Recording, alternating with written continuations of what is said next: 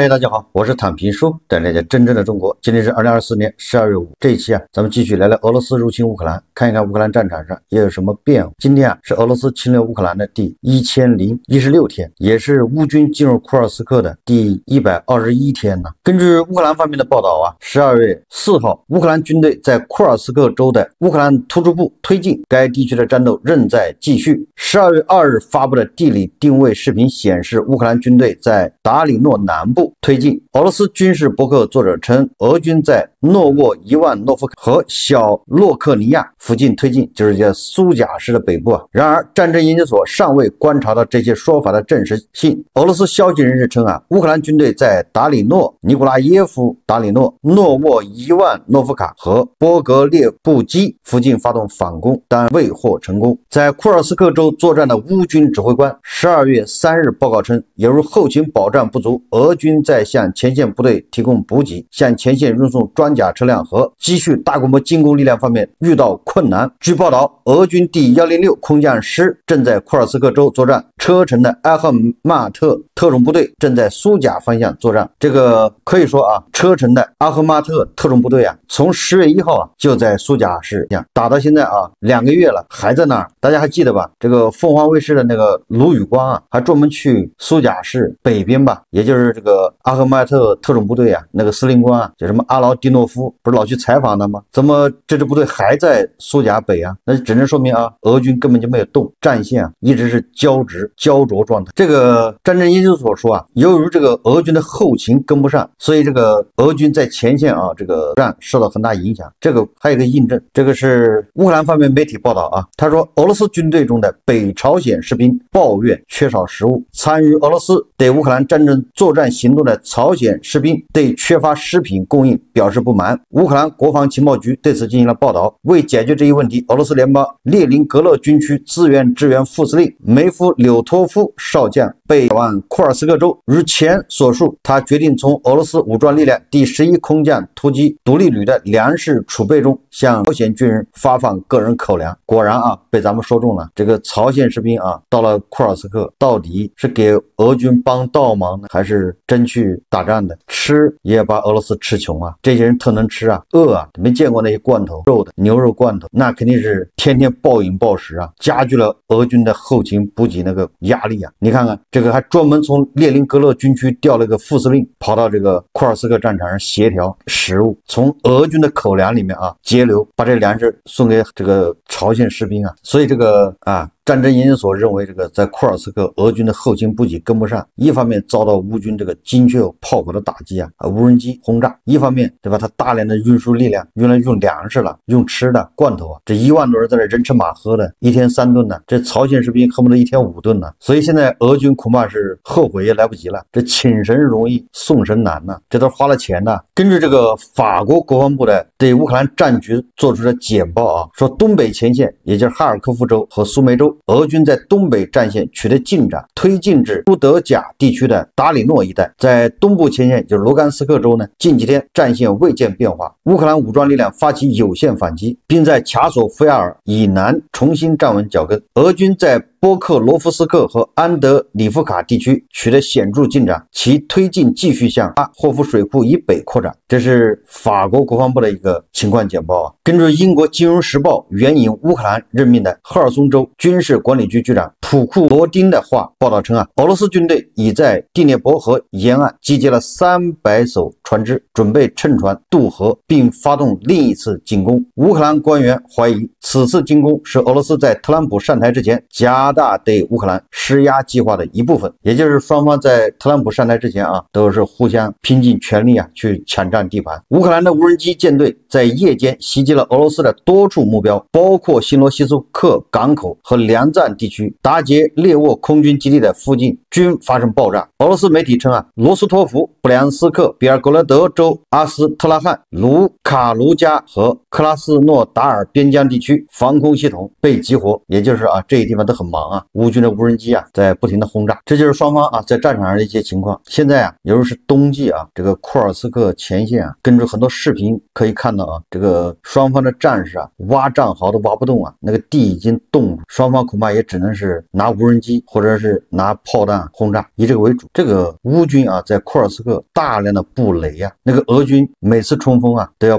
报销几辆装甲车。大家想象，去年在这个扎波罗热乌军的进攻，那个什么豹一坦克，对吧？什么布拉德利战车，竟被这个俄军的地雷啊，也就是那个叫龙牙防线、斯洛维金防线啊，对吧？那一反坦克地雷给炸毁不少。那现在反过来是俄军进攻，乌军在那儿布了很多雷，所以这个景象大家就能想象，普京想在1月20号之前将乌军赶出库尔斯克，恐怕已经是宣告失败。到现在为止无能为力啊，没有任何有效的措施。为了应对俄军的人肉进攻啊，这个美国还给乌军援助了大量的这个反步兵地雷啊，还给了三种啊这种布雷装备，什么火山布雷系统。俄军的反攻啊，难度可想而知。我们再看看这个外交以及国际援助，保加利亚宣布向乌克兰提供第7批军事援助，包括各种武器、装备和弹药，但具体细节仍属机密。北约秘书长马克·吕特确认，北约承诺向乌克兰提供额外的防空系统，以保护其关键基础设施。吕特强调了这是一项挑战，但保证将尽量最大努力加强乌克兰的防空能力。这就是普京啊放了那一颗叫真数超音速巡航导弹之后，北约的反应就是加大对乌克兰防空系统的援助，也就是恐怕爱国者导弹系统又得送几套，甚至萨德也有可能部署到乌克兰。消息人士向路透社透露，意大利正在为乌克兰准备一项新的军事援助计划，第10轮援助计划预计在本月底获得批准，但具体细节仍属机密。这个就很有可能是防空系统啊，因为意大利一直是在为乌克兰援助这个防空系统。乌克兰国防部长乌梅罗夫宣布，帕利亚尼察无人导弹在国防部的支持下已投入量产。此外 R-360 海王星巡航导弹生产已恢复并扩大，射程也将得到增强。也就是乌克兰人自己的这个远程打击武器啊，马上就要投放到俄罗斯的战场啊。12月4号，据葡萄牙的新闻日报消息，葡萄牙外交部长保罗·兰热尔表示北约可能在2025年在海牙举行的峰会上邀请乌克兰加入，但不会明确具体日期。兰热尔表示北约各国希望就这一问题达成共识，届时北约成员国外长将提议向乌克兰发出邀请，但不会赞同乌克兰立即加入。这个北约很有意思也就是说先向乌克兰发出邀请，但是你要批准加入的，那这个时间是遥遥无期。这个有点就是叫生米做成熟饭的。最近关于乌克兰加入北约这个事情呢，吵的是沸沸扬扬。泽连斯基是希望北约立即向乌克兰发出邀请，然后北约还得承认1991年的边界，然后对乌克兰实际控制的地区予以保护。那俄罗斯占领的地区呢，通过谈判来这个收复。显然这次北约召开的峰会没有向乌克兰发出这个泽连斯基说了就是乌克兰人呢，他是不会相信北约之外的组织给的任何什么安全保障。乌克兰人已经连续上2次弹了，不可能再上弹，所以这个乌克兰人就认定了你只有加入北约，只有北约给予保护，那才是真的保护。其他的人签的那些协议都是废纸，都是用来撕毁的。实际上这就是乌克兰人的血泪教训，所以他这次认定这个要加入北约，咬定青山不放松但是路透社援引消息人士报道称说特朗普不仅会要求乌克兰做出争议地区领土让步，而且也会威胁俄罗斯必须同意停火。其中主要涉及的内容如下：第一个，俄乌争议的克里米亚归属俄罗斯得到隐性承认，同时卢甘斯克和顿涅茨克等俄罗斯已经实际控制地区任由俄罗斯控制。第二，乌克兰必须放弃北约的想法，以便让俄罗斯首先同意停火和谈。如果泽连斯基拒绝和谈，美国将停止一切军事和资金援助；如果俄罗斯拒绝和谈，美国将彻底敞开对乌援助。第四个是乌克兰将获得美国等盟友的绝对安全保障，甚至包括后续可以继续向乌克兰提供军事能力等。特朗普内部仍在讨论是否需要在谈判开始前以当前交火线为冻结线，或者俄乌后退建立非军事交战区。这是路透社根据知情人士报道的。如果特朗普真是这么想的那恐怕就大错特错特朗普还真把自己当上帝了。但当然，现在关于特朗普的这个俄乌停火计划啊，这版本非常多，因为特朗普就善于干这事，不停的放风啊，看一看风向，对吧？到现在为止，特朗普本人还没有什么表态。哎，他竞选的时候说的那话先放一边，对吧？他竞选成功以后啊，似乎还没有表个态，都是他的幕僚啊，然后跟着媒体，对吧？去放风，这就叫白日做梦啊。同样还是路透社报道啊，说美国一些分析师和前情报官员认为，乌克兰和欧盟成员国政府及美国的一些立法机构将反对当选总统特朗普提出的解决俄乌冲突的方案，因为该方案不会包含乌克兰加入北约的内容。该社还表示，特朗普为迫使乌克兰坐上谈判桌，可用的施压工具比他以为的要少，因为乌克兰盟友已表示准备加大军事援助，而美国现任总统拜登仍在继续向乌克兰供应武器，与俄罗斯作战。这个布林肯最近还说了啊，要把国会批给拜登的这个叫610亿美元全部花完，一分不剩，对吧？全部给他送到乌克兰。这个北约的秘书长吕特啊，他就更加直接了啊，他建议乌克兰推迟俄罗斯的任何和平谈判。他说，这应该在西方盟友能够提供足够的军事援助，以帮助基辅战场上取得重大进展，并在谈判中采取更有利的立场之后，大家记住了，这个是吕特呀，这不前几天才去美国这个海湖庄园刚见完特朗普吗？这个吕特跟特朗普谈完之后发表这样的讲话，什么意思啊？还有传言说特朗普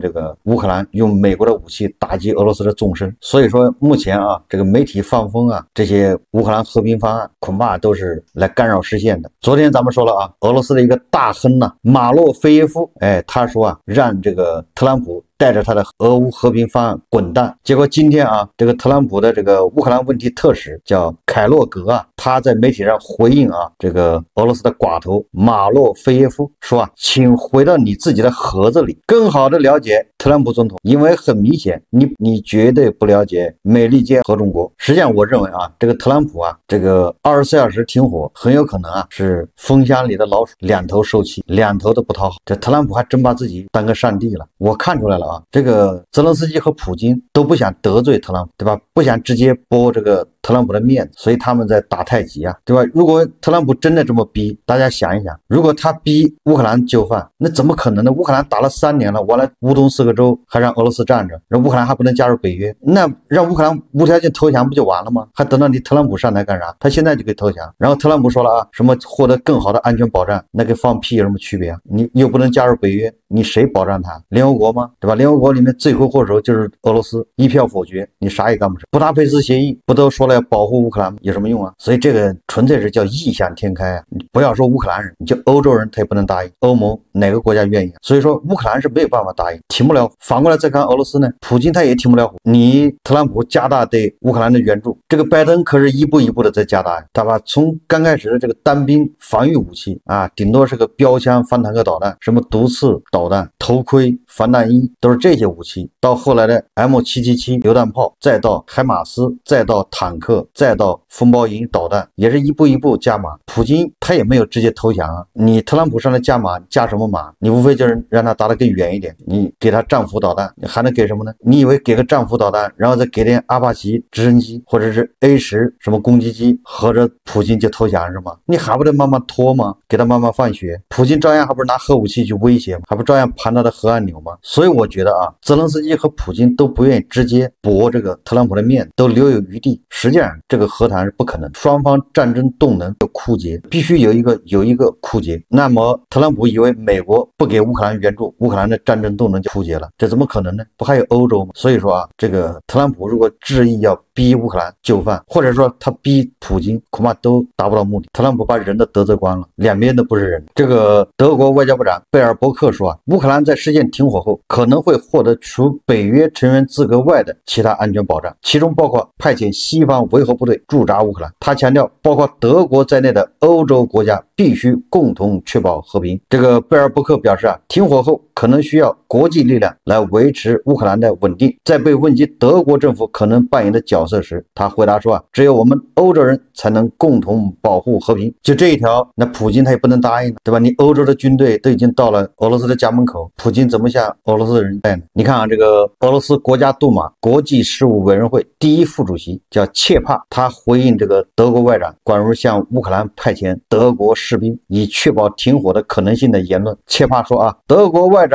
贝尔伯克应该前往乌克兰战区，亲自站在机枪后面。德国人也不能接受这个俄罗斯人呢也不能接受。从这个前2天普京签署这个2025年的预算呢，就可以看出像俄罗斯现在是做好2手准备，就一手是当然要接受停火这个谈判，对他有利，有可能要接受另一手呢就是继续战斗。这个乌克兰现在是坚决不放弃加入北约，对，就是一口咬定要加入北约。但是这个俄罗斯呢，他就特别军事行动原因这个至少在对外宣布的是乌克兰要加入北约，所以我要打他。这战打了3年，双方关于加入北约这个事情没有谈判余地，两个极端对立怎么可能做到谈判中央呢？这个美联社报道他说叙利亚国民军的进攻可能会把土耳其卷入与俄罗斯的冲突当中。安卡拉和莫斯科在叙利亚都有自己的利益，这个埃尔多安和迪波朗人之间的这个明争暗斗那也是相当的精彩我记得土耳其把俄罗斯的一架米格29吧，还是苏34应该是米格29击落。在叙利亚呢，这个普京也是耍阴谋诡计，导致在叙利亚北部土耳其的势力范围逐渐缩小。然后在高加索，就是那个纳卡战争阿塞拜疆跟亚美尼亚之间，俄罗斯军队是在那儿维和的，结果阿塞拜疆深深把亚美尼亚给打了，纳卡给他抢了。也就是说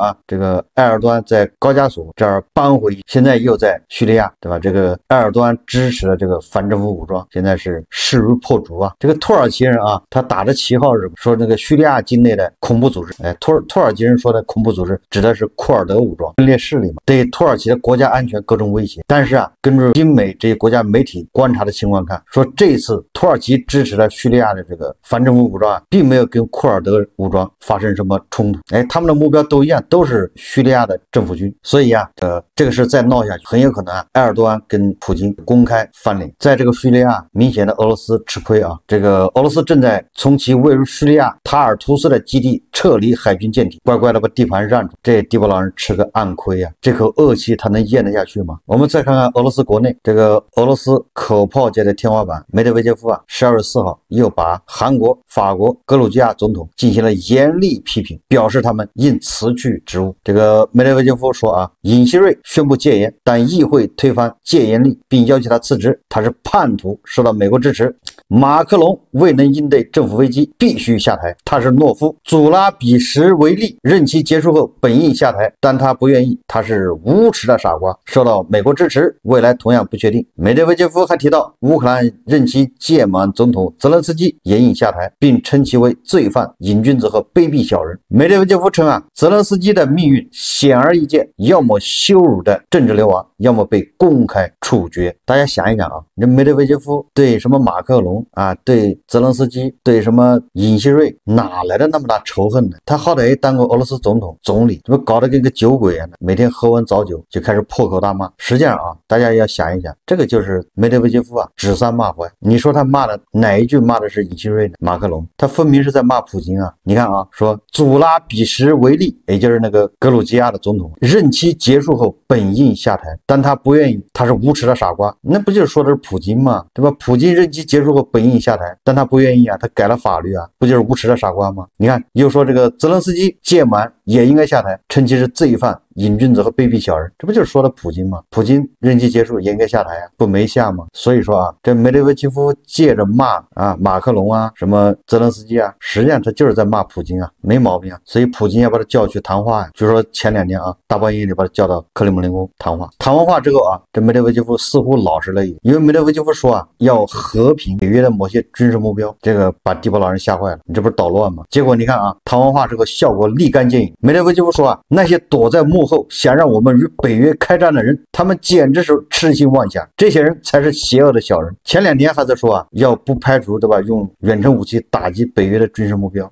普京一找他谈完话，他立马就说那些躲在幕后想让我们与北约开战的人简直是痴心妄想，这些人才是邪恶的小人。我感觉这就是在骂加头呢，这鹅粉加头粉不就是天天天天指着俄爹跟北约开战嘛，梅德韦杰夫骂他们卑鄙小人。这最近啊，这个俄爹又是加关税，对吧？又是咒骂这些俄粉不怀好意。你看，把黄俄的这个 CPU 啊又干烧了。这俄爹几个意思啊？普京啊，在俄罗斯在呼唤论坛全体会议上发表讲话说啊，整体上俄罗斯的失业率处于历史最低水平，仅为2.3%，与大多数世界主要经济体和发展中国家相比，失业率极低。例如，属得欧洲国家失业率为7%或者更高。这里面要说一下啊，这个失业率不是越低越好，当然呢，也不是越高越好，所以失业率最佳是在一个区间。有人说在3%到4%之间，但是这个恐怕这个经济学家说法也不一样，不是失业率越低越好，失业率越低说明这个国家劳动力缺乏。俄罗斯就属于劳动力缺乏，因为啊，年轻人在战场上不是死了就伤了，国内的呢，年轻人都被派到这个叫军工厂负责生产军工，那就所以他大量的民用的这些工厂企业就缺人，所以这个俄罗斯现在跑到缅甸去拉人，跑到还有哪个国家他招人去在那儿务工，还有中亚，他缺劳动力，他不仅缺劳动力，他前线也缺士兵，所以他失业率低啊，游手好闲的都把你送到前线打仗去。这个俄国防部副部长啊，普京的侄女啊，叫安娜·齐维列娃，在国家杜马发表声明称，当局已收到48000份 DNA 测试请求，以寻求失踪的士兵。国家杜马国防委员会主席卡尔·塔波洛夫要求不要在其他任何地方提及这些数字，并要求将这些信息从官方文件中删除。这个安娜·齐维列娃呀，作为普京的侄女啊，当国防部副部长也是没有经验，对吧？这些俄罗斯的很多家属啊，向这个国防部要求进行这个 DNA 测试，什么意思呢？就是战场上那些尸体跟人对不上，俄罗斯很多这个士兵啊找不到人，但是战场上也有很多俄罗斯士兵的尸体，所以只能做 DNA 比对，这个数字太大呀，怕引起这个骚动和俄罗斯国内不满。48000份呢，那不至少死了48000吗？这是对不上号的，那些能对上号的加到一起有多少？所以这个杜马国防委员会提啊，说啊，赶紧把这些数字删掉。我们再看啊，这个彭博社预测啊，说到2025年，俄罗斯将不得不在枪支和黄油之间做出艰难的选择。枪支就是说对乌克兰的这个战争，对吧？武器。